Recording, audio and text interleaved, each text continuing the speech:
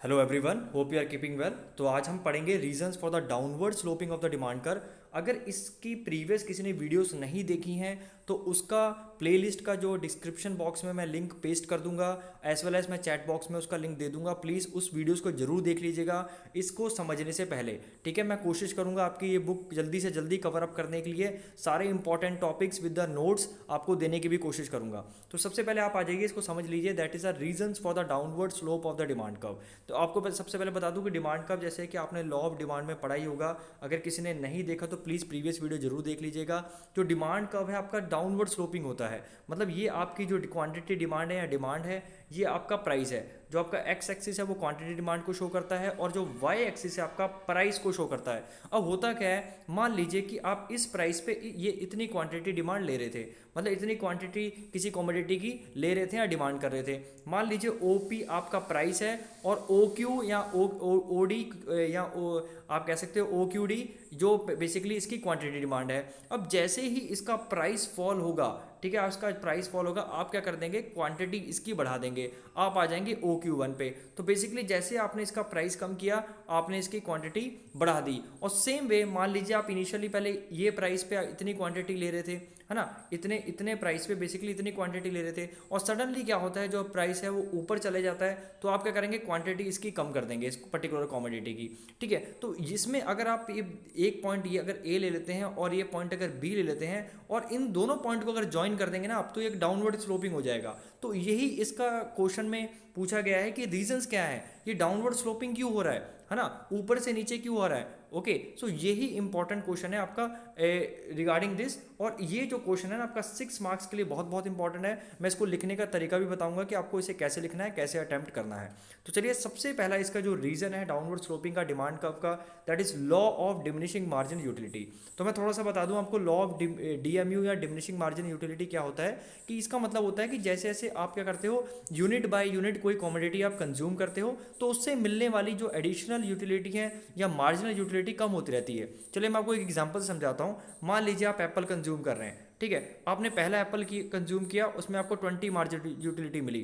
फिर आपने 2 किया, आपको 18 मिली। फिर आपने 3 किया, आपको 15 मिली। मतलब जब आपने पहला एप्पल खाया आपको 20 मार्जिन यूटिलिटी लेट सपोज मिल रही है। फिर आपको जब 20 आपने कंज्यूम किया तो आपको 18 मिली। फिर थर्ड एप्पल कंज्यूम किया तो 15। तो आप देख रहे हैं जैसे जैसे मैं अपना यूनिट्स बढ़ा रहा हूँ एप्पल के कंजप्शन के, मेरे जो मार्जिनल यूटिलिटी है वो क्या होती जा रही है, फॉल होती जा रही है। तो वही चीज़ होता है। अब ये होता क्यों है, क्योंकि मैं इससे एप्पल से बोर होता जा रहा हूँ। आप ये कह सकते हैं कि इसका एक सेचुरेशन पॉइंट आ जाएगा कि जब मेरा पेट बिल्कुल फिल हो जाएगा, मेरा कुछ खाने का फिर मन नहीं करता, तो डेफिनेटली मैं फिर इसे इसका कंजप्शन क्या है, इससे कम कर दूंगा। और इससे जो मिलने वाली जो एडिशनल यूटिलिटी है, जो डिज़ायर है, वो डेफिनेटली कम होता जाएगा। तो अब ये डिमांड कर्व से कैसे रिलेटेड है, तो मैं आपको एक फिर से एक डायग्राम ड्रॉ करके समझाता हूँ, आपको बहुत इजीली समझ में आ जाएगा। मान लीजिए ये प्राइस है, ठीक है, और ये क्वांटिटी है। तो आप क्या कर रहे थे, ओ क्यू ले रहे थे इस प्राइस पे, ठीक है। अब मान लीजिए इसके अकॉर्डिंग क्या है कि आपको जो कंजप्शन है बढ़ाना है कमोडिटी का, तो हमने क्या है, इस पे आ गए, हमने बढ़ा दिया, सेकंड यूनिट पे आ गए। देखिए जब फर्स्ट एप्पल खाया, मान लीजिए फर्स्ट एप्पल है, ये हमारा सेकंड एप्पल है। तो जब सेकंड एप्पल खाओगे तो ऑब्वियसली बात है आपकी जो यूटिलिटी है, इससे मिलने वाली जो मार्जिनल यूटिलिटी है दूसरे पे, वो कम हो जाएगी, है ना। आप बोर हो जाओगे थोड़ा, या आपका पेट भर जाएगा, तो आप क्या करोगे, फिर से कम प्राइस देने की कोशिश करोगे। आप क्या करोगे, चलो यार अब तो वैसे ही पेट भर गया है, चलो अगर मिल भी रहा है तो सस्ते में मिले, है ना, क्योंकि आपका मन नहीं है वो खरीदने का। ऐसे मान लीजिए आपने फिर एक कॉमोडिटी थर्ड एप्पल पे आ गए, आप ओ क्यू थ्री पे आ गए, या बेसिकली क्यू थ्री पॉइंट पे आ गए, आपने एक यूनिट और बढ़ा दिया एप्पल का। जब एक यूनिट और बढ़ा दिया तो आप और पेट भर गया, तो इसके लिए आप और कम प्राइस पे करने की कोशिश करेंगे। तो ये होता है हमारा लॉ ऑफ डीएमयू। उसकी वजह से जो डिमांड कर्व है आपका, ए बी सी या पॉइंट मान लेते हैं, और इसे डी डी आपको लिख दीजिएगा। तो ये जो कर्व है आपका डाउनवर्ड स्लोपिंग होता है, ठीक है। चलिए इसको और एक बात बता दूं कि जो आपका कंज्यूमर आपका, अब आप बोलोगे कि सर कंज्यूमर को मैक्सिमम सेटिस्फेक्शन कब होगा। देखिए मैक्सिमम सेटिस्फेक्शन की केस होगा आपका मार्जिनल यूटिलिटी आपका प्राइस के जब बराबर हो जाएगी। देखिए इसे आप थोड़ा सा इग्नोर करिए, आगे आने वाले लेक्चर्स में चैप्टर 3 में से आप और अच्छे से समझेंगे, ठीक है, फिलहाल के लिए आप इतना ध्यान रखिए, आपको लॉ ऑफ डीएमयू समझ में आ गया होगा। और अगर आप ये पॉइंट ऐड करना चाहते हैं कि कब वो मैक्सिमम सेटिस्फेक्शन होगा, तो आप लिखेंगे कि उस पर्टिकुलर कमोडिटी की जब मार्जिनल यूटिलिटी है वो किसके बराबर हो जाएगी, उसके प्राइस के बराबर हो जाएगी। ठीक है, अभी फिलहाल के लिए समझने के लिए आप क्या कर लीजिए, इसको याद रखिएगा, आगे मैं आपको अच्छे से समझा दूंगा। दूसरा है हमारा पॉइंट है दैट इज इनकम इफेक्ट। देखिए इनकम इफेक्ट क्या होता है, ये जो ब्लैक हेडिंग में ना आप इतना ही लिखिएगा, that is more than enough. A change in demand on the account of a change in the real income resulting from the change in the price of a commodity is known as income effect। देखिए ये बहुत थोड़ा सा आपको tricky लगेगा लेकिन बहुत easy है। इसका मतलब क्या होता है, मान लीजिए कि एप्पल है, ठीक है, एप्पल का प्राइस कितना था, 100 रुपीज़ पर केजी, ठीक है, 100 रुपीज़ पर केजी।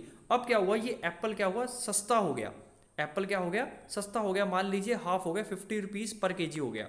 तो मान लीजिए कि आपकी जो 1000 रुपीज़ इनकम है ना, 1000 रुपीज़ आपकी क्या है, इनकम है। मतलब आप मान लीजिए कि एक महीने में 1000 रुपये कमाते हैं, तो ऑब्वियसली बात है कि जब आप इस इनकम में अगर आप 100 रुपये किलो अगर आप एप्पल खरीदेंगे तो आपकी इनकम कम हो जाएगी, यहाँ पे सिर्फ 900 रुपये बचेगी आपकी। मेरी बात समझ में आ रही है। और जब अगर मान लीजिए उसी कंडीशन में अगर ये 50 रुपये किलो हो जाए, सस्ता हो जाए, तो आपकी फिर इनकम कितनी बढ़ जाएगी, आपको फिर सिर्फ 950 आपको मतलब इनकम बढ़ जाएगी बेसिकली। तो ये आपकी होती है रियल इनकम, कि जब प्राइस कम होने से आपकी रियल इनकम बढ़ जाती है। तो देखिए यहाँ पे क्या हुआ, आपकी बेसिकली जो मनी इनकम थी, मतलब जो आप पैसा कमा रहे थे वो तो 1000 रुपये था, लेकिन जो इस एप्पल की वजह से जो प्राइस सस्ते हुए उसकी वजह से आपके 50 रुपये बढ़ गए। तो बेसिकली आपकी जो रियल इनकम है वो इंक्रीज हो गई। तो रियल इनकम और मनी इनकम में क्या डिफरेंस होती है, कि जो आप एक्चुअली पैसा कमाते हो वो आपकी क्या है, वो आपकी मनी इनकम होती है। रियल इनकम क्या होती है, कि जब आपके गुड्स क्या होते हैं, सस्ते हो जाते हैं, उसकी वजह से जो आपको फायदा देखने को मिलता है वो आपका क्या है, that is a real income. तो वही चीज़ इसमें बोली गई है कि इनकम इफेक्ट होता क्या है। इनकम इफेक्ट मतलब होता है जब पर्टिकुलर किसी कमोडिटी का क्या हो जाता है, प्राइस फॉल हो जाता है, उसकी वजह से हमारी जो रियल इनकम है वो बढ़ जाती है। मैंने आपको एग्जांपल से समझा दिया है। तो उसकी वजह से डिमांड बढ़ जाएगी। ऑब्वियसली बात है, अब जो 50 रुपये बचे हैं, अब हो सकता है कि आपने तो एक ही केजी खरीदना था, लेकिन अब इसमें 1 केजी खरीदने पे आपके पहले 100 रुपये लगते थे, लेकिन अब सिर्फ 50 रुपये लग रहे हैं। तो 50 रुपये तो बच गए ना। अब आप इस 50 रुपये से बेसिकली कुछ और चीज़ खरीद लेंगे, तो मार्केट में डिमांड तो बढ़ गई ना। तो बेसिकली क्या हुआ, एक एप्पल के प्राइस कम होने से, देखिए मान लीजिए 100 रुपीज़ था यहाँ पे P1, और फिर बाद में ये 50 हो गया। तो बेसिकली यहाँ पे सिर्फ आप एप्पल ही खरीद रहे थे, लेकिन अब आपने क्या किया, एप्पल तो उतना तो खरीद ही रहे हैं, साथ में इतनी और चीज़, मान लीजिए ऑरेंज खरीद लिए। तो बेसिकली अल्टीमेटली क्या किया, एप्पल के प्राइस कम होने की वजह से आपने क्या किया, किसी पर्टिकुलर दूसरी कमोडिटी की भी आपने क्या कर दी, बढ़ा दी, जो उसका कंजप्शन है, उसकी वजह से जो आपका डिमांड है वो बढ़ गया। ठीक है, मेरी बात समझ में आ गई। क्योंकि देखिए एट P1 पे आप इतना तो क्या कर रहे थे, आप एप्पल ले ही रहे थे। अब P2 पे इतना एप्पल ले ही रहे हैं, प्लस आपने इतना कुछ ऑरेंजेस भी ले लिए, मान लीजिए ग्रेप्स भी ले लीजिए। ठीक है, तो इससे ओवरऑल तो डिमांड क्या हुई, हमारी इकोनॉमी में राइज हो गई। तो ये होता है हमारा इनकम इफेक्ट। ठीक है, अब आपको अच्छे से समझ में आ गया होगा।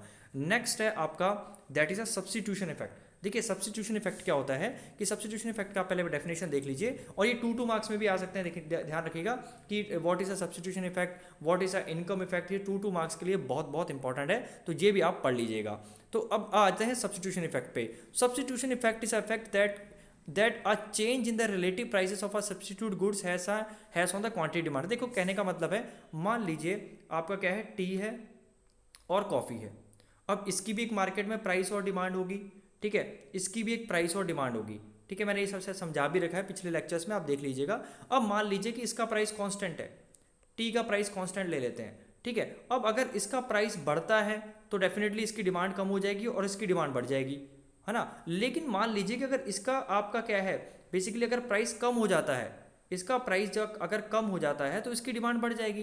तो अगर हम कॉफ़ी का देखें, अगर वो कंज्यूमर सब्स्टिट्यूट भी कर रहा है, अगर टी से सब्स्टिट्यूट भी कर रहा है, लेकिन एक पर्टिकुलर कॉमोडिटी की तो डेफिनेटली क्या हो रही है, डिमांड कम हो ही रही है। ठीक है, तो ये इसमें कहने का मतलब देखो, आप ऐसे समझ जाएंगे। अब ये मान लीजिए आपका प्राइस ऑफ कॉफ़ी था, है ना, और इतनी इसकी डिमांड थी, इसकी इतनी डिमांड थी कॉफ़ी की, हम यहाँ पे कॉफ़ी की बात करेंगे। ठीक है, ये कॉफ़ी की डिमांड है और ये कॉफ़ी का ही प्राइस है।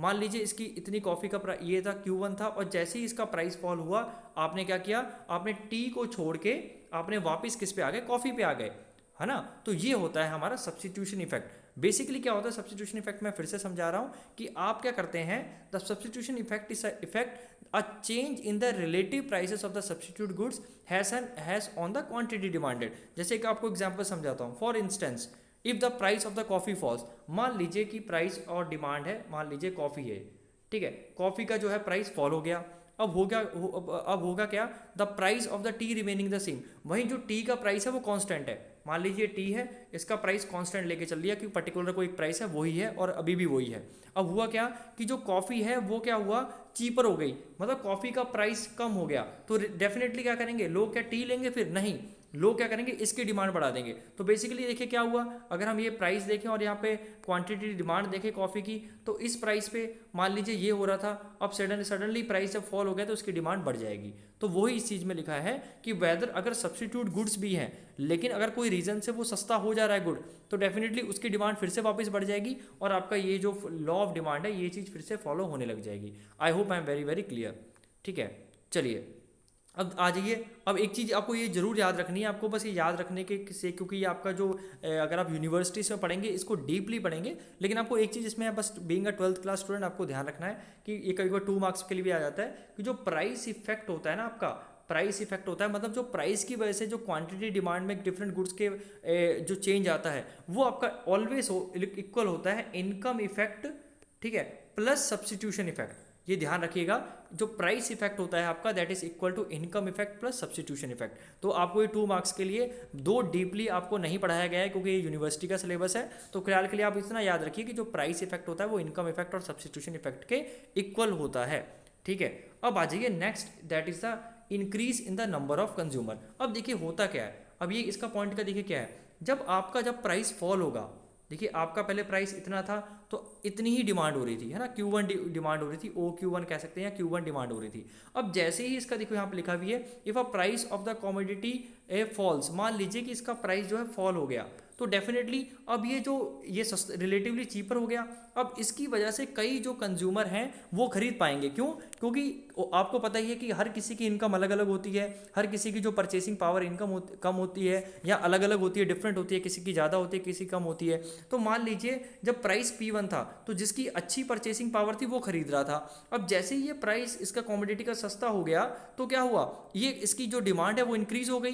क्यों, क्योंकि अब ये जो कई लोगों की परचेसिंग पावर के अंडर आ गया, मतलब जैसे ही इसका प्राइस फॉल हुआ ना तो उसकी वजह से क्या हुआ, कई लोग इसको क्या करते हैं, अफोर्ड कर सकते हैं। अब देखिए इस प्राइस पे सब लोग अफोर्ड नहीं कर सकते, लेकिन इस प्राइस पे काफ़ी लोग अफोर्ड कर सकते हैं। तो जैसे जैसे ये सस्ता होता जाएगा लोग जो है इसका जो है अफोर्ड ज़्यादा करेंगे और इसकी जो डिमांड बढ़ती जाएगी। तो इसलिए भी क्या होता है, ये डाउनवर्ड स्लोपिंग होता है। फिर मैं फिर से एक्सप्लेन कर रहा हूँ, मान लीजिए यहाँ पर सिर्फ 100 लोग ही इस प्राइस पे क्या है डिमांड कर रहे थे, फिर ये सस्ता हो गया तो फिर यहाँ पे 150 हो गए, है ना, 150 लोग हो गए यहाँ पे, फिर और सस्ता हो गया तो यहाँ पर 200 हो गए। तो जैसे जैसे इसका प्राइस सस्ता होता जाएगा कि कई सेक्शन सोसाइटी के इसे अफोर्ड कर पाएंगे, उसकी वजह से क्या हो जाएगा, number of increase of the consumer बढ़ जाएगा। उसकी वजह से क्या होगा, जैसी प्राइस फॉल होगा इसकी डिमांड अपने आप ही राइज हो जाएगी और आपका जो कर्व है वो डाउनवर्ड स्लोपिंग हो जाएगा।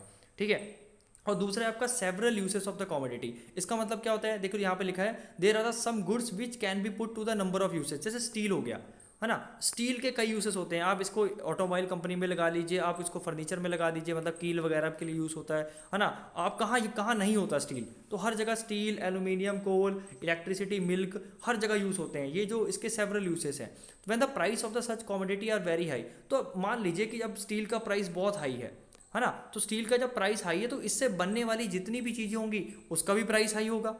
अब जब उसका प्राइस हाई होगा, मान लीजिए यहाँ पे कुर्सियाँ बन रही हैं, यहाँ पे कारें बन रही हैं, यहाँ पे कुछ भी चीज़ें बन रही हैं, यहाँ पे घर के बर्तन बन रहे हैं, ठीक है, तो उन सब का भी प्राइस जब हाई होगा, तो उन सब का जब प्राइस हाई होगा तो डेफिनेटली उसकी डिमांड जो है मार्केट में कम होगी। और जैसे ही इसका प्राइस आपका सस्ता हो जाएगा तो इन सब चीज़ों के भी प्राइस जो है सस्ते हो जाएंगे और आपको जो डिमांड है आपकी इंक्रीज हो जाएगी। बेसिकली अगर किसी कमोडिटी के बहुत सारे यूसेस हैं, देखिए अगर किसी कमोडिटी के बहुत सारे यूसेस हैं, अगर इसका प्राइस कम होता है तो इसकी बहुत सारे गुड्स की जो मार्केट में डिमांड बढ़ जाएगी। ठीक है, और आप कह सकते हो जब इसका प्राइस आपका राइज हो जाता है तो बहुत सारे गुड्स की क्या हो जाएगी, डिमांड जो है कम हो जाएगी। आपको चीज़ें समझ में आ रही होंगी। ठीक है, तो ये हो गया हमारे जो लॉ ऑफ डिमांड है, बेसिकली जो डिमांड कब है वो डाउनवर्ड स्लोपिंग क्यों होता है। अब आ जाइए एक्सेप्शंस पे। कई बार ऐसा नहीं होता, कई बार लॉ ऑफ डिमांड फॉलो ही नहीं होता। मतलब कहने का मतलब है कि प्राइस बढ़ रहा है लेकिन डिमांड बढ़ जा रही है, और प्राइस जब फॉल हो जा रहा है तो डिमांड कम हो जा रही है। हाँ भैया, ऐसे भी गुड्स होते हैं, है ना, तो वही पढ़ेंगे।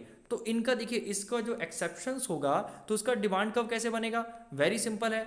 उसका क्या होता था, डाउनवर्ड स्लोपिंग होता था, इसका अपवर्ड स्लोपिंग होगा, है ना, अपवर्ड स्लोपिंग होगा। मतलब आपका पहले ये प्राइस था, इसकी क्वांटिटी ये थी, अब प्राइस आपका बढ़ के P2 हो गया, मान लीजिए P1 था, ये P2 हो गया, तो आपने क्या कर दी, Q2 कर दी। तो बेसिकली जैसे जैसे इसका प्राइस बढ़ता जाएगा आप क्या करेंगे, डिमांड बढ़ाते जाएंगे। तो यहाँ हो क्या रहा है, प्राइस बढ़ने से बेसिकली क्या हो रहा है, डिमांड बढ़ जा रही है। अब ऐसे अगर उसको उल्टा भी ले लो, मान लो ये प्राइस पहले इतना था, डिमांड इतनी थी, फिर प्राइस कम हो गया, डिमांड इतनी हो गई, फिर और प्राइस कम हो गया, डिमांड इतनी हो गई, फिर इतना प्राइस था और डिमांड। तो बेसिकली क्या है, जैसे जैसे इसका प्राइस कम होता जा रहा है आप क्या कर रहे हैं, डिमांड भी कम करते जा रहे हैं। तो यहाँ पर एक चीज़ देख रहे होंगे, यहाँ पे पॉजिटिव रिलेशनशिप देखने को मिल रहा है आपका। इसमें एक्सेप्शंस में क्या है, पॉजिटिव रिलेशनशिप देखने को मिलेगा। मतलब आपका जब प्राइस बढ़ेगा तो डिमांड भी बढ़ जाएगी, और जब प्राइस कम होगा तो डिमांड भी कम हो जाएगी। और एक बात ध्यान रखिए, इकोनॉमिक्स में जब भी किसी का पॉजिटिव रिलेशनशिप होता है, मतलब एरो सेम डायरेक्शन में होते हैं, तो उसका कर्व हर समय अपवर्ड स्लोपिंग होता है।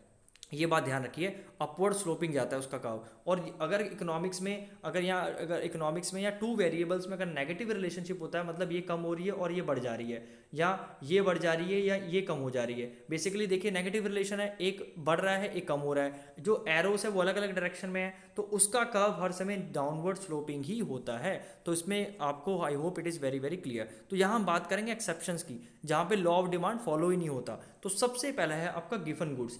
अब ये बोलेंगे सर गिवन गुड्स क्या होता है, देखिए इसको जो आप कह सकते हो, आपको इंट्रोड्यूस किया था या जिसे फाउंड किया था by the economist sir Robert Giffen, who pointed out this phenomenon for the first time, that inferior goods on which the consumer spends large part of his income and demand for which falls with the fall in their price। इसका कहने का मतलब है कि basically ये ऐसे goods होते हैं जिसके प्राइस बढ़ने से आप डिमांड इसकी बढ़ाते हो, और प्राइस कम करने से इसकी जो डिमांड है वो कम कर देते हो। ठीक है, अब ऐसा होता कैसे, देखो आप ध्यान से सुनना कि जो मनी इनकम होती है ना, money increases measures consumer income in terms of monetary unit, like so many rupees और सो मैनी डॉलर। मैं आपको एक एग्जांपल से समझाता हूँ, छोड़िए आपको बहुत अच्छे समझ में आएगा, बहुत ध्यान से देखिएगा।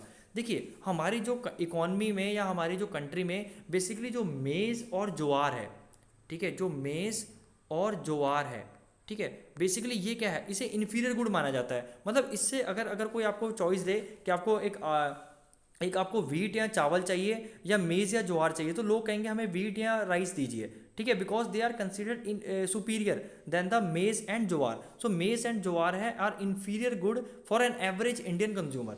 मेरी बात ध्यान से समझना कि जो मेज़ और ज्वार होता है ना, वो क्या करते हैं, जो लोग होते हैं ना, उसे क्या करते हैं, इन्फीरियर समझते हैं। अब देखिए, अब यहाँ तक समझ, आप तक इसको, इस पॉइंट को दिमाग में रखिएगा। They are consumed largely by the poor people. अब इनको जो पुअर पीपल ज़्यादा इसको कंज्यूम करते हैं। As the price of the maize falls real income of the consumer rises. अब देखो, मान लीजिए जो मेज़ है, मेरी बात ध्यान सुनना, ये सस्ता हो जाता है। अब आप सोचेंगे कि सर इसका तो फिर डिमांड बढ़ जानी चाहिए। नहीं, इसकी डिमांड कम ही होगी। क्यों, मैंने आपको ऑलरेडी बता दिया था कि रियल इनकम होती है, कि एक मनी इनकम होती है। तो ऑब्वियसली बात है, जब आप इसको, आपका ये प्राइस सस्ता हो गया मेज़ का, तो आपकी रियल इनकम बढ़ जाएगी। मेरी बात ध्यान से सुनिएगा, रियल इनकम आपकी जो बढ़ जाएगी। अच्छा, जब रियल इनकम बढ़ जाएगी तो क्या आप इन्फीरियर गुड खरीदना पसंद करेंगे? अब इसे ऐसे समझ लिए कि मान लीजिए कि आपकी सैलरी इस समय 10,000 रुपीज़ है। एक मैं दूसरे एग्जांपल से समझाता हूँ। मान लीजिए आपकी सैलरी है 10,000 रुपये, ठीक है, आप क्या कर रहे हैं, रिफाइंड ऑयल यूज़ कर रहे हैं। आपकी सडनली गवर्नमेंट जॉब लग जाती है और आपकी सैलरी हो जाती है 70,000, तो क्या आप फिर रिफाइंड ऑयल यूज़ करेंगे? मतलब हो सकता है फिर आप उसे ना यूज़ करके आप देसी घी पे चले जाएँ। तो बेसिकली आपने क्या किया, कि आपने शिफ्ट कर दिया। तो इसमें वही चीज़ बताई गई है कि आपका, मान लीजिए, लेकिन यहाँ पर हम बात करेंगे प्राइस के हिसाब से, कि जैसे जो इन्फीरियर गुड होते हैं ना, इन्फीरियर गुड होते हैं, मतलब जो आपका लो समझे जाते हैं, मैं इसको बैड नहीं बोलूँगा क्योंकि खाने पीने वाली चीज़ कोई ख़राब नहीं होती, लेकिन इन्फीरियर कह सकते हैं कि कई लोग इसे इन्फीरियर समझते हैं। तो अगर मान लीजिए इसका प्राइस कम हो जाता है तो आपकी रियल इनकम बढ़ जाएगी, है ना। अब आपकी रियल इनकम जब बढ़ जाएगी तो आप सोचोगे, अरे यार इसका प्राइस अब तो बहुत सस्ता हो गया है, मेरे पास जो रियल इनकम है वो बढ़ गई है, अब मैं क्यों ना वीट ले लूँ, है ना, क्यों ना मैं गेहूँ ले लूँ। बेसिकली आपकी जो है रियल इनकम वो बढ़ जाएगी, है ना। तो इसकी वजह से ये होते हैं हमारे गिवन गुड्स। तो अब हुआ क्या कि इसका प्राइस कम होने से आपने इसकी डिमांड भी कम कर दी, क्योंकि आप सोच रहे हो यार अब तो मेरे पास पैसे ज़्यादा हैं, अब क्यों ना मैं चावल ले लूँ, क्यों ना मैं आटा ले लूँ। तो ये ऐसे गुड्स होते हैं जिसके प्राइस कम होने से इसकी डिमांड भी फॉल हो जाती है। और देखिए जब ये महंगा हो जाएगा, मेज़ महंगा हो जाएगा, तो आपकी रियल इनकम, यहाँ पे रियल इनकम के हिसाब से समझना आप, ठीक है। मनी इनकम क्या होती है पहले बता दूं, मनी इनकम जो एक्चुअली आप कमाते हो। रियल इनकम क्या होता है, जो प्राइस की वजह से थोड़ा हेर फेर करके जो आपको फायदा मिल जाता है ना, एडवांटेज मिल जाता है, that is called the real income. तो ऐसे ही जब मान लीजिए ज्वार या मेज महंगा हो जाएगा, है ना, महंगा हो जाएगा, तो आपकी रियल इनकम फॉल हो जाएगी, है ना, आपकी रियल इनकम फॉल हो जाएगी। और जब रियल इनकम फॉल हो जाएगी तो आपको इस यही खाना पड़ेगा और आपकी इसकी डिमांड ही बढ़ा दोगे। मेरी बात समझ में आ गई चीज़ें।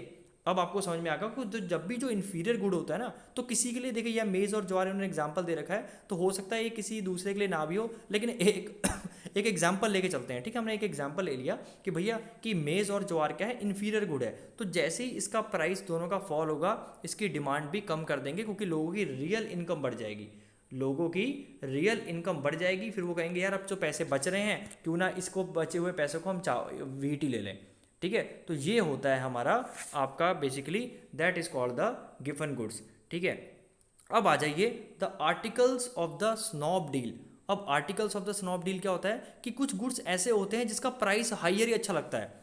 अब मान लीजिए डायमंड है ना, अगर डायमंड का आज की डेट में प्राइस अगर मान लीजिए बहुत सस्ता हो जाता है ना, वेरी वेरी चीप, तो क्या तो उसकी वैल्यू रहेगी? या आप ऐसे समझिए, क्योंकि डायमंड का प्राइस इसलिए हाई है क्योंकि ये स्केर्स है, बहुत स्कैरसिटी है इसकी। मान लीजिए रोडों पे हर जगह डायमंड्स पड़े हैं, भले ही कितने भी ब्यूटीफुल हो, लेकिन इसकी प्राइस रहेगा? नहीं रहेगा, क्योंकि ये रेयर है। और जब कोई चीज़ रेयर होती है ना, तो उसे स्टेटस सिंबल मान लिया जाता है। अब कोई भी चीज़ रेयर होगी अगर आपके पास होगी, तो वो क्या होगा, डेफिनेटली आपको क्या माना जाएगा, it is a sign of prestige, it is a sign of good wealth, मतलब आपके पास वेल्थ है, रिचनेस है। तो इस चीज़ में फिर आप प्राइस नहीं देखोगे, तो आपको कोई चीज़ जो महंगी है आपको वो चीज़ पसंद आएगी, है ना, आप कहोगे हाँ यार जितनी महंगी है उतना बढ़िया है, उतना मेरा सोशल स्टेटस बढ़ेगा, तो आप उसकी डिमांड भी बढ़ा दोगे। तो जैसे जैसे किसी चीज़ का प्राइस बढ़ेगा उसकी डिमांड भी बढ़ेगी। लेकिन ये सब नहीं खरीद पाएंगे, ये बात ध्यान रखिए, ये इसका अजम्पशन है, ये सारे लोग इसको नहीं खरीद पाएंगे, कुछ ही लिमिटेड लोग ही खरीद पाएंगे। लेकिन उनके लिए अगर बात करें तो अगर उसका प्राइस बढ़ेगा तो वो और इसको खरीदेंगे, क्योंकि ये क्या साइन है आपका सोशल स्टेटस का, ठीक है। और अगर इसका प्राइस बहुत लो हो जाएगा तो फिर सोचेंगे अरे यार ये तो कोई भी आम आदमी भी खरीद सकता है, हम क्यों लें इसको, ठीक है। चलिए अब नेक्स्ट है आपका expectations about the future price. अब देखिए expectation about the future price मतलब अगर कोई कंज्यूमर या कोई भी पर्सन, किसी को लग रहा है कि कोई पर्टिकुलर कमोडिटी का प्राइस फ्यूचर में बढ़ जाएगा। मैं आपको एग्जांपल समझाता हूँ, मान लीजिए गोल्ड, ये गोल्ड में बहुत होता है। अगर आपको लग रहा है कि फ्यूचर में इसका प्राइस बढ़ेगा, फ्यूचर में, फिर से बता रहा हूँ, फ्यूचर में अगर इसका प्राइस बढ़ेगा तो इसकी डिमांड आप अभी के लिए इंक्रीज कर दोगे, है ना। अगर आपको लग रहा है कि इसका फ्यूचर में प्राइस बढ़ जाएगा तो आप क्या करेंगे, इसकी डिमांड बढ़ा देंगे। अगर आपको लग रहा है कि भैया इसका फ्यूचर में प्राइस नहीं है, ये पिट जाएगा ये पर्टिकुलर कमोडिटी मार्केट में फ्यूचर में, तो इसकी प्रेजेंट में इसकी डिमांड भी क्या हो जाएगी, फॉल हो जाएगी।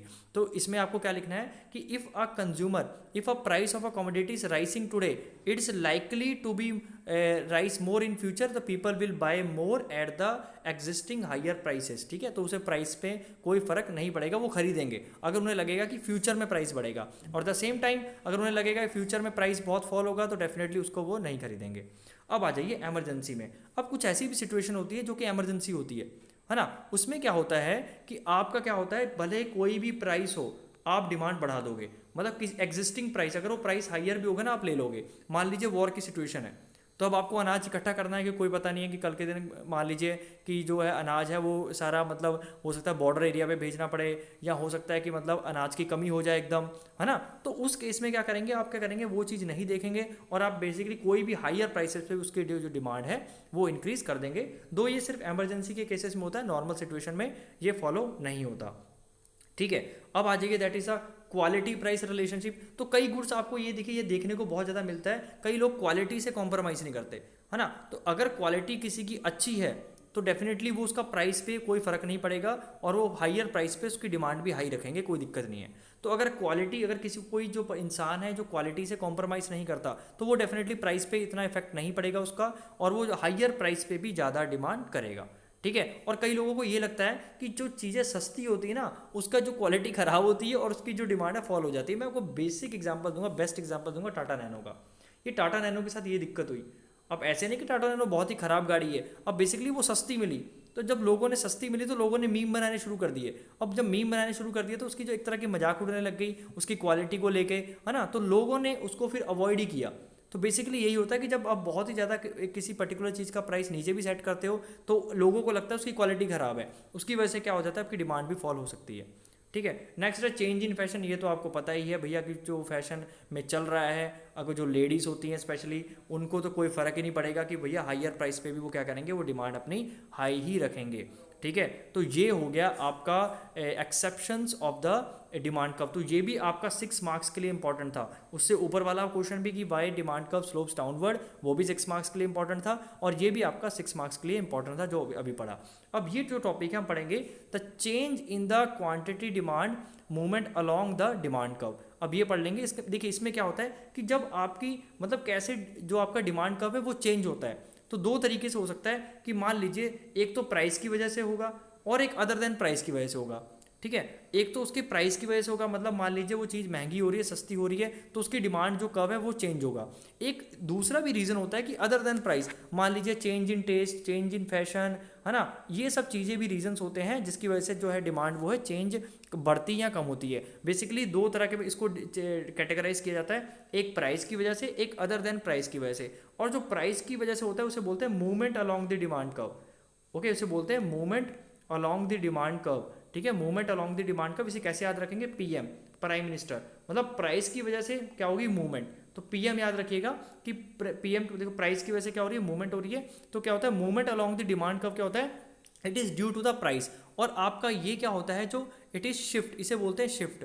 तो शिफ्ट क्या होता है, जब आपका प्राइस कांस्टेंट रहता है, प्राइस चेंज नहीं होता, किसी दूसरे फैक्टर की वजह से जो डिमांड है कम होती है या बढ़ती है बेसिकली। ठीक है। और एक बात और ध्यान रखिएगा कि अगर प्राइस की वजह से चेंज हो रही है तो उसको क्या बोलते हैं, उसको एक्सपेंशन और कॉन्ट्रैक्शन भी बोलते हैं। तो आप कैसे याद रखेंगे, देखिए एक तो प्राइस की वजह से क्या होती है, मूवमेंट, ठीक है, वो भी सेम एक ही बात है। और मूवमेंट कैसे हो सकती है, एक तो expansion in demand and contraction in demand. तो आप ये ध्यान रखिए जब भी वर्ड आएगा आपका एक्सपेंशन ऑफ डिमांड और कॉन्स्ट्रक्शन ऑफ डिमांड, तो इसका रीजन क्या है, प्राइस, इसका प्राइस रीजन है। मतलब कोई भी कमोडिटी का अगर डिमांड वो कॉन्ट्रैक्ट हो रही है या एक्सपेंड हो रही है, या ये वर्ड लिखा है एक्सपेंशन ऑफ डिमांड और कॉन्ट्रैक्शन ऑफ डिमांड, तो बेसिकली वो किसकी वजह से हो रहा है, प्राइस की वजह से हो रहा है। अब आपको चीज़ें समझ में आ रही होंगी। तो यहाँ पे लिखा भी है देखिए कि एक्सपेंशन ऑफ डिमांड क्या है, when a commodity demanded of a commodity rises due to the fall in the prices. मतलब बेसिकली जो आपकी क्वांटिटी डिमांड है वो आपके किस पे निर्भर कर रही है, प्राइस पे निर्भर कर रही है, तो वो है आपकी एक्सपेंशन ऑफ डिमांड। अब देखिए एक्सपेंशन का मतलब क्या है, एक्सपेंड,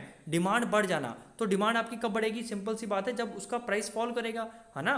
देखिए डिमांड कब बढ़ेगी, डिमांड कब बढ़ेगी, जब उसका प्राइस फॉल करेगा। तो यहाँ पर लिखा है मतलब quantity demanded of a commodity rises due to the fall in its price, the other things remaining constant. तो यहाँ पे हम सिर्फ प्राइस को लेके चलेंगे।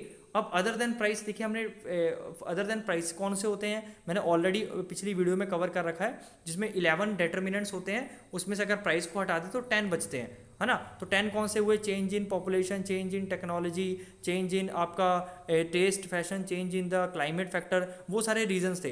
तो इस केस में क्या होता है, आपका एक्सपेंशन में एंड कॉन्ट्रैक्शन में आपका सिर्फ और सिर्फ आप किसको लोगे, प्राइस को ही कंसीडर करोगे। तो भैया एक्सपेंड कब करेगा, डिमांड एक्सपेंड करेगी जब प्राइस आपका फॉल करेगा, और कॉन्ट्रैक्ट करेगी मतलब सिकुड़ जाएगी, मतलब कम हो जाएगी, कब होगी, when there is a rise in the price. तो अब आपको चीज़ें समझ में आ रही होंगी। तो आपको ये जरूर ध्यान रखना, ये सिर्फ आपका प्राइस की वजह से ही होगा। तो कैसे रखना, प्राइम मिनिस्टर, देखिए प्राइम मिनिस्टर मतलब प्राइस और फिर मूवमेंट, ठीक है, इन दोनों को मूवमेंट अलॉन्ग द डिमांड का भी बोलते हैं। देखिए इनको क्या बोलते हैं, मूवमेंट अलॉन्ग द डिमांड का भी बोलते हैं। इसमें आपका कॉन्ट्रैक्शन और आपका क्या आ जाएगा, एक्सपेंशन बेसिकली। ठीक है, चलिए देखिए मैंने ऑलरेडी बता दिया इसको क्या होता है, आपका movement along the demand curve, आपका जो एक्सपेंशन है कॉन्ट्रैक्शन, इसको ये भी बोलते हैं movement along the demand curve. ठीक है, अब आ जाइए इसका, देखिए इसका आपको एक डायग्राम जरूर याद कर लेना है। डायग्राम ये है आपका, देखिए मैंने आपको ऑलरेडी बोला था जो आपका movement along the demand curve है, देखिए यहाँ पे movement along the demand curve है, उसे क्या बोलता है, क्या उसके अंदर क्या दो चीज़ें आती हैं, एक तो कॉन्ट्रैक्शन मतलब जब आपकी डिमांड कम हो जाएगी, और एक्सपेंशन जब आपकी डिमांड कम हो जाएगी। चलिए मैं आपको डायग्राम भी समझा देता हूँ। देखिए सिंपल सी बात है, मान लीजिए डिमांड कर्व है, मान लीजिए ये इनिशियल प्राइस है ना, P1। अब आपकी जब मैं क्या बोला था, एक्सपेंड होना मतलब आपकी डिमांड बढ़ जाना। तो वो कब होगा, जब आपका प्राइस फॉल होगा। तो जब आपका प्राइस P2 हो जाएगा तो आपका क्या हो जाएगा, तो मान लीजिए पॉइंट आपका ए है, तो जो नीचे जो पॉइंट शो कर रहा है ना वो आपका क्या शो कर रहा है, एक्सपेंशन।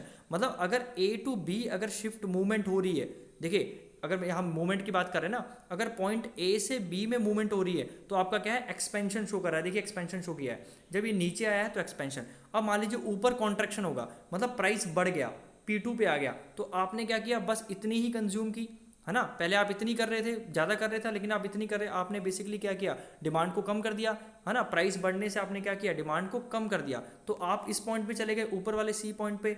अब सी पॉइंट पे देखिए क्या हो रहा है, आपका कॉन्ट्रैक्शन ऑफ डिमांड हो रहा है। यहाँ पे क्या हो रहा है, आपका कॉन्ट्रैक्शन ऑफ डिमांड हो रहा है। तो ऊपर नीचे जब जाएंगे तो एक्सपेंशन होगा, ऊपर जाएंगे तो कॉन्ट्रैक्शन होगा, क्योंकि आपका प्राइस चेंज हो रहा है। ठीक है, अब आपको चीज़ें समझ में आ गई होंगी। अब वहीं बात करें हम यहाँ पे दूसरा, that is a change in demand. अब देखिए इसे चेंज इन डिमांड भी बोलते हैं, या इसे क्या बोलते हैं, शिफ्ट इन डिमांड कर्व। ठीक है, तो शिफ्ट इन डिमांड कर्व किसकी वजह से होता है, अदर देन प्राइस। मतलब यहाँ पे प्राइस का कोई रोल ही नहीं है, प्राइस को हम कांस्टेंट मानेंगे, मतलब प्राइस कमोडिटी का चेंज ही नहीं हो रहा, मतलब प्राइस चेंज नहीं हो रहा किसी चीज़ का, कोई दूसरी वजह से क्या हो रहा है, उसका जो है जो डिमांड है वो चेंज हो जा रही है ना। तो जैसे मान लीजिए चिकन प्राइस, चिकन है, ठीक है, मान लीजिए अभी आज 200 रुपये किलो था, इसकी डिमांड बहुत थी, लेकिन सडनली क्या हुआ, 200 ही रहा, लेकिन डिमांड कम हो गई। तो रीज़न क्या था, मे बी नवरात्रि स्टार्ट हो गई हो, है ना, उसकी वजह से सीधा इसकी जो डिमांड है फॉल हो जाएगी, प्राइस उतना ही रहा, लेकिन क्या हुआ, डिमांड बेसिकली फॉल हो गई। तो प्राइस की वजह से डिमांड फॉल हुई नहीं, किसकी वजह से डिमांड फॉल हुई, बेसिकली डिमांड इसलिए फॉल हुई क्योंकि कोई फेस्टिव सीजन है और वहाँ पे लोग ज़्यादा चिकन जो है कंज्यूम नहीं करते हैं। ठीक है, अब आपको चीज़ समझ में आ गई होगी। तो अदर देन प्राइस की वजह से जब चेंज आता है तो उसे बोलते हैं हम चेंज इन डिमांड या शिफ्ट इन डिमांड कर। तो इसमें डिमांड कब शिफ्ट होता है, ठीक है। तो देखिए इंक्रीज इन डिमांड का तो आपको ये डेफिनेशन जरूर याद रखनी है। इंक्रीज इन डिमांड क्या होता है, तो अदर देन प्राइस, इसमें क्या होता है, अदर देन प्राइस। वेयर हम अगर एक्सपेंशन की बात करें, अगर एक्सपेंशन इन डिमांड तो वो प्राइस की वजह से होता है, और increase in demand other than price की वजह से होता है। So increase in demand refers to a situation when a consumer buy large amount of a commodity at the same price, है ना, प्राइस सेम है, अब इंक्रीज कर रहा है तो भैया बढ़ रहा है, चीज़ें बढ़ रही हैं, मतलब प्राइस सेम होने की वजह से। मान लीजिए 200 रुपये ही था, अब 200 रुपये, आप इसे ऐसे समझ लीजिए कि मान लीजिए आज नवरात्रि है तो कोई नहीं खरीद रहा चिकन, ठीक है। जैसे ही कल नवरात्रि चेंज हुई, मतलब नवरात्रि मतलब पास आउट हो गई, तो उसकी वजह से क्या हुआ, सडनली आपकी डिमांड जो है बहुत हाई हो गई, है ना। तो क्या हुआ, आपका इंक्रीज इन डिमांड, मतलब प्राइस वही रहा, प्राइस वही रहा, लेकिन आपकी डिमांड बढ़ गई। तो दैट इज कॉल्ड, अब ये प्राइस की वजह से तो नहीं रहा, ये कोई दूसरा फैक्टर था जिसकी वजह से क्या हुआ, डिमांड बढ़ी। तो ये से बोलते हैं शिफ्ट इन डिमांड कर्व, जिसके अंडर आपके शिफ्ट इन डिमांड के अंडर आ जाता है आपका इंक्रीज इन डिमांड और आपका डिक्रीज इन डिमांड। वही मूवमेंट के अंडर क्या आता था, देखिए एक्सपेंशन ऑफ डिमांड और कॉन्ट्रैक्शन ऑफ डिमांड। ठीक है, अब आपको चीज़ समझ में आ रही होंगी। नेक्स्ट है आपका that is a decrease in demand. Decrease in demand that is exactly same thing, है ना, कि जब आपकी जो डिमांड है वो फॉल हो जाती है, प्राइस कांस्टेंट रहेगा due to some factors. Fine, ठीक है, अब आपको क्लियर हो, चीज़ें समझ में आ रही होंगी। तो अभी देख सकते हैं डायग्राम। अभी डायग्राम मैं आपको अपने तरीके से बताता हूँ, ये डायग्राम आप मत पढ़िएगा, बहुत कंफ्यूजिंग है। आप सिंपल देखिए, प्राइस को आप कांस्टेंट रखिए यहाँ पे, ठीक है, ये आपका ओरिजिन है, ये आपका एक्स एक्सिस है, ये आपका वाई एक्सिस है। तो यहाँ पे आप प्राइस को कांस्टेंट रखेंगे, ये आपकी जो बेसिकली आपका क्या है, डिमांड कर्व है। अब आपको जब शिफ्ट हो रहा है, देखिए मैं इसमें क्या है शिफ्ट, तो बेसिकली इसमें क्या होगा, देखो प्राइस कांस्टेंट है, डिमांड कब शिफ्ट हो जाएगा, D1 पे, ठीक है। तो ये प्राइस देखिए शिफ्ट होगा, ये आपका शो कर रहा है इंक्रीज इन डिमांड। तो जब आपका राइटवर्ड पूरा शिफ्ट हो जाएगा ना, देखिए प्राइस सेम है, लेकिन क्या हुआ, डिमांड बढ़ गई। पहले डिमांड इतनी थी, अब डिमांड क्या होगी, इतनी हो गई। बेसिकली आपकी Q1 से आप क्या चले गए, Q2 चले गए। अब मान लीजिए डिमांड कब क्या है, आपका बैकवर्ड स्लोप हो गया, ठीक है। ये आपका क्या है, डिमांड कब, Q3, ठीक है, ये आपका हो गया आपका Q3। तो ये आपका डिक्रीज इन डिमांड है, ये आपका इंक्रीज इन डिमांड है, और ये आपका डिक्रीज इन डिमांड है, ठीक है। तो देखिए तभी से बोलते हैं शिफ्ट, क्योंकि पूरा ही डिमांड का इसमें शिफ्ट हो जाता है। वेरस हम बात करें उसमें मूवमेंट में, तो उसमें एक ही डिमांड का होता है, ऊपर नीचे इसी में वो शिफ्ट होते हैं, ठीक है। इस पे या इस पॉइंट से इधर चले जाएंगे, इस पॉइंट से ऊपर चले जाएंगे बेसिकली। अब आपको चीज़ें समझ में आ रही होंगी। तो ये हमारा चैप्टर है, यहाँ पे इसकी डिफरेंस पढ़ लीजिएगा, वेरी सिंपल, कि ठीक है इंक्रीज इन डिमांड, और ये बेसिकली आप बहुत अच्छे समझ में आ जाएगा आपको कि इन दोनों में डिफरेंस क्या होता है। ऐसे ही आप कॉन्ट्रैक्शन ऑफ डिमांड की वजह, देखो कॉन्ट्रैक्शन किसकी वजह से होता है, प्राइस की वजह से, और डिक्रीज इन डिमांड होता है अदर देन प्राइस की वजह से। इसमें भी क्या होती है, डिमांड फॉल होती है, इसमें भी डिमांड फॉल होती है, लेकिन होता क्या है, इसमें प्राइस की वजह से होती है, इसमें अदर देन प्राइस की वजह से होती है, ठीक है। तो ये आप डिफरेंस पढ़ सकते हैं, आपको इजीली समझ में आ जाएगा। आई hope it is very very clear, ठीक है। ये आपकी बहुत इंपॉर्टेंट है, ये आपका डिफरेंस भी आ सकता है, तो 3 मार्क्स में डिफरेंस बहुत इंपॉर्टेंट है। तो डिफरेंस पढ़ के जाइएगा एक बार, एक इंक्रीज और एक्सपेंशन ऑफ डिमांड का, ठीक है, और एक डिक्रीज और कॉन्ट्रैक्शन ऑफ डिमांड का। देखिए दोनों में डिमांड कम होगी, लेकिन एक की प्राइस की वजह से होगी, एक अदर देन प्राइस की वजह से होगी। ठीक है, I hope it is very very clear. So ये चैप्टर कंप्लीट हो जाता है। So thank you so much, God bless you.